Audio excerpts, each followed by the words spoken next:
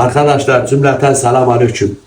Şimdi köye geldik. Bak gıcı tikanı, dəndən. Yani siz əbər-cübənci deyirsiniz, əbər-cüməci deyirsiniz. Buna da ısırgan otu. Biz buna gıcı tikanı deyirik. Buna da dəndən deyirik. Şimdi bunlardan bir börək pişirəcəyik. Tamam mı? Yöreselde var ya, çağ atladık. Bunları böyle ufak doğruyorduk arkadaşlar. Bak. Görürsünüz buraya bak. Sade kara patoslar. Bak. Küçük doğradık. Birazdan şimdi bunlarla bir tereyağlı börek pişireceğiz, tamam mı? Yani böyle bir enfes lezzet yok. Böreğin tarifini de altına yazacağım. Saat kaç olursa olsun ben yerim abi. Denden de olsa yerim. Kızı dışarı da olsa yerim. Size iyi günler. Bana afiyet olsun.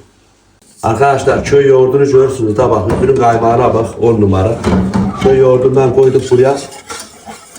Sodamızı da tökeceğiz. Bu da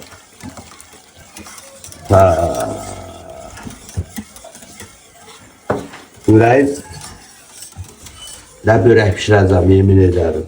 O kaymaktan da biraz yiyeyim ya, için çeşitli.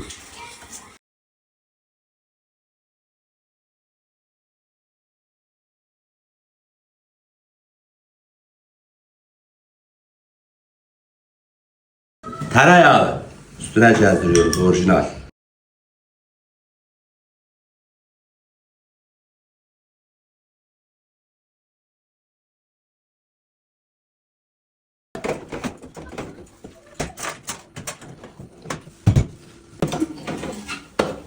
Böreğimiz hazır. Birazdan kesip yiyeceğiz. Böreğimiz hazır. Dəndenli, gıcı tikanlı böreğimiz. Bize afiyet olsun. Size iyi akşamlar. Tereyağı.